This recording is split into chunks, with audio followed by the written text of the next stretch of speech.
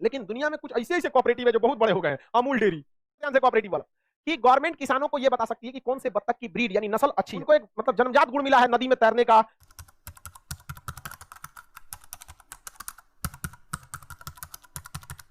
अब एक होता है कोऑपरेटिव, कोऑपरेटिव, कोऑपरेटिव इसे कहते हैं सहकारी। क्या कहेंगे? सहकारी।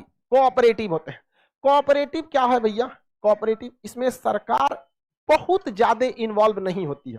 जैसे इसमें तो एक पार्टनर बन गई तो इन्वॉल्व होना ही जरूरी है उसको, लेकिन कई ऐसे चीजें जहां गवर्नमेंट बहुत ज्यादा इन्वॉल्व नहीं होती है, लेकिन कुछ कुछ ऐसी चीजें हैं जो प्राइवेट कंपनियां नहीं कर सकती, सरकार उस चीज को एमओयू साइन करा के अपने अंडर में रख लेती है। जैसे डेयरी, दूध पालन, दूध उत्पादन, डेयरी। अब डेयरी में हमारे यहाँ जो देसी गाय हैं वो 8 से 10 लीटर दूध में समाप्त हो जाती है। दूध में फायदा डेयरी उद्योग में तभी होगा जब आपकी गाय 10 लीटर से ऊपर दूध दे, दोनों टाइम मिला के। वरना 10 लीटर अगर दूध देगी ना, साल भर का खर्चा वर्चा उसी में चला जाता है, क्योंकि 365 दिन तो दूध देती नहीं है। और कुछ दिन वो मतलब जब दूध नहीं देती है, बिसूख जाती है जब, तो दूध नहीं देगी। उसके बाद भी कंटिन्यूअस एक जैसा दूध नहीं देती है। जब बिसूखने से पहले 10 लीटर दे रही है तो 8, 6, 4, 3 के बाद बंद करती है। तो ये ले दे के कुल क्या कर देती है? बराबर कर देती है। तो जो आपका 10 लीटर दूध देने वाली गाय है, साल भर का औसत निकालेंगे तो 6 लीटर आएगा। साल भर का औसत निकालेंगे तो 10 लीटर से ज्यादा देगी, तभी तो प्रॉफिट है भाई। अब इसमें किसान क्या करे? किसान क्या करे? तो इसमें कोऑपरेटिव काम आता है। कोऑपरेटिव में गवर्नमेंट कहती है किसी कंपनी को कि तुम डेयरी उत्पादन करो किसानों से। अब किसान जो है, अब इसमें 3 आदमी काम करेगा कोऑपरेटिव में।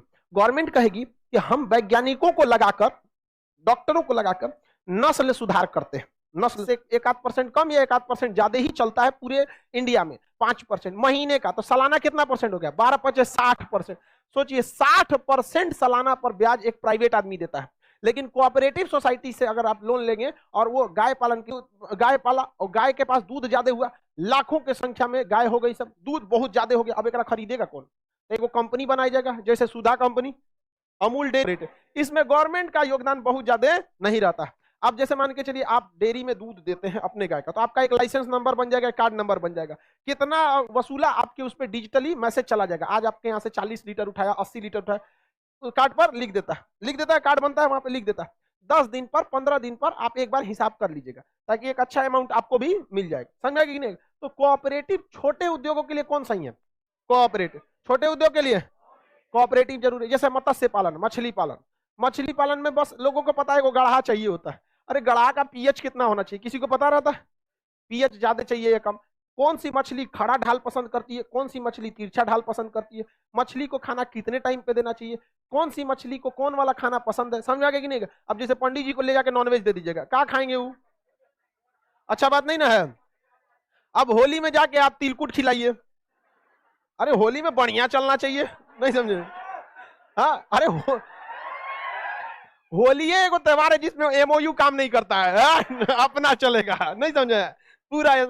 तो पता रहना चाहिए ना जी। वैसे ही बेचारे सब कौन है, सब मछली वगैरह, उसके लिए भी कोऑपरेटिव संस्था चाहिए जो पहले इस सब पे रिसर्च करे। तो छोटे उद्योगों के लिए, किसके लिए? छोटे उद्योग के लिए। लाइव वाले लोग ध्यान से समझिए, छोटे उद्योगों के लिए या किसानों के लिए सरकार कुछ स्कीम लाती है। उस स्कीम को किसके तहत देती है? कोऑपरेटिव। किसके तहत?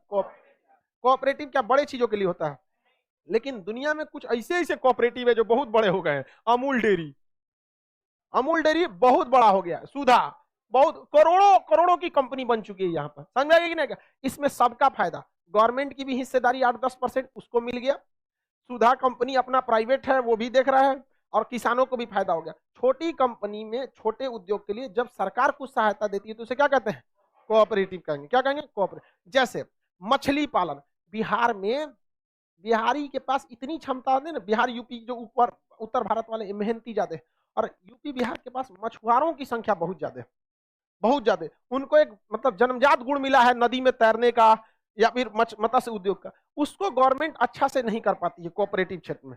समझ आएगी ना? क्या अगर वो करें तो हम लोग, चाइना वाले प्रतिदिन बिना मछली खाए वो नहीं रह सकते, वो सी फूड बहुत ज्यादा खाते हैं। अब से सोचिए, हम लोग साल में एक बार रक्षाबंधन मनाते हैं, वो चाइना को भनक लग गया, वो एक दिन के लिए भी राखी भेज देता है। और जो चाइना प्रतिदिन खाता है उसको हम लोग यहां से नहीं भेज पाते हैं। वहां बत्तख के अंडे का डिमांड मुर्गी के अंडा से ज्यादा है, उसको ससुरा पेशाब में उबालता है सब। अरे छोटा सब वो सब कहाँ खाता है, सब पता ही नहीं चलता। अब ये बताओ हमारे यहाँ कोई बतख पालता है? नहीं। अब बतख पालेगा लोग तो कैसा, सफेद का बतख में खूब सुंदर लगने वाला, वो बैल अंडा ज्यादा नहीं देता है सब, एगो पुलिस की वर्दी टाइप का घूमता है सब, उसको खाकी कैम्बल बोलते हैं, वो लगता है जैसे पुलिस वाला है। अब वो बहुत ज्यादा अंडा देता है। तो बताइए हमारे यहाँ कोई है? अगर मान के चलिए कि बतख का अंडा हो भी गया तो कौन ले जाएगा चाइना बेचने? ले जाएगा नहीं। और बतख की खासियत ये होती है कि वो अपने घर में ही अंडा देगा, दूसरे जगह नहीं देगा। मुर्गियां खचरी होती है सब। बतख सब सुबह अंडा देने के बाद ही निकलता है सब। समझ में आ गया कि ना? क्या आप 10 मुर्गी रखिएगा, 10 गो में से 4 गो मुर्गी बाहर अंडा देके चलाएगी, लेकिन 10 बत्तख रखेंगे तो उसमें 9 का 9 बत्तख अंडा देने के बाद ही निकलेगा। और गलती आपकी है, अगर मान के चलिए अंडा नहीं दिया, आप हाँक दिए उसको, तो फिर वो जाके दे आएगा कहीं। समझ में आ गया कि नहीं आ गया? तो मुर्गी, दूसरा मुर्गी में बीमारी ज्यादा आती है, बत्तख में बीमारी नहीं आती है, क्योंकि मुर्गियां फुअर होती है सब। घूम कर शाम को आया जाके सूझ जाएंगे सब। बतखवा फुअर नहीं होते सब, पानी में से निकलेगा सब, पूरा पंख वंख साफ करेगा सब एकदम बढ़िया से, हाथ पैर एकदम साफ धो के, और के बाद आएगा सब, हमारा घर यही है, तब जाएगा सब वहां। समझ में कि नहीं? और उसमें देखिए सब बतकिन का एगो बतकवा मॉनिटर रहता है, सबको देखता है, सब आ गई रे, चल चल चल चल चल। समझा गया? तब देखो भाऊ, इसमें गवर्नमेंट क्या कर सकती है? कोऑपरेटिव काम कर सकती है। सुनो ध्यान से, कोऑपरेटिव वाला कि गवर्नमेंट किसानों को यह बता सकती है कि कौन से बत्तख की ब्रीड यानी नस्ल अच्छी है, कौन कौन सी बीमारियां आती हैं, किसने टाइम खाना देना चाहिए, किस टाइप का खाना देना चाहिए, ये गवर्नमेंट का काम है। गवर्नमेंट अपने कोऑपरेटिव में एक एमओयू साइन करके एक ऐसी कंपनी स्टेब्लिश कर दे जो हर जिला में उसका एक छोटा सा ऑफिस हो, वो हो जाए कलेक्शन सेंटर। कोई भी इंसान जाए अपने यहाँ का बत्तख अंडा उस कलेक्शन सेंटर पे क्या कर दे दे। अब अगला काम गवर्नमेंट का है कि उसको विदेश में कैसे एक्सपोर्ट करा जाए। किसान एक्सपोर्ट कर पाएगा और सरकार किसान से डायरेक्ट खरीद पाएगी? नहीं। तो किसान को गवर्नमेंट ने कोऑपरेटिव से क्या दिया? स्कीम बताया, लोन प्रोवाइड कराया, खरीदवा दिया कंपनी से। कंपनी के पास होलसेल हो गया, कलकत्ता बंदरगाह पे ले जाके डंप कर लिया, कंटेनर में भर के भेज दिया। कहां पर? चाइना में। वहां पे 27-28 रुपए का एक अंडा है चाइना में बत्तख का। सोचिए 27-28। अगर आप किसान से 15 रुपए में भी एक खरीदते हैं ना, 15 रुपए में भी एक, तो कंपनी को कितना दे दीजिए? 5 रुपया, जो कलेक्शन सेंटर कर रही है। और सरकार कितना रख ले? 7 रुपये भेज दे वहां पर। समझ में आ गया कि नहीं? सबको फायदा, सबको फायदा है यहाँ पर। लेकिन ना, हमारा किसान केवल खेती करे, मार डालेगा सभी सब हमारे यहाँ किसान, सबको कुछ नहीं करे। तो वही क्या हो जाता है? कोऑपरेटिव। समझे? कोऑपरेटिव में छोटे छोटे बिजनेसों को ज्यादा ध्यान दिया जाता है। किसी को कोई दिक्कत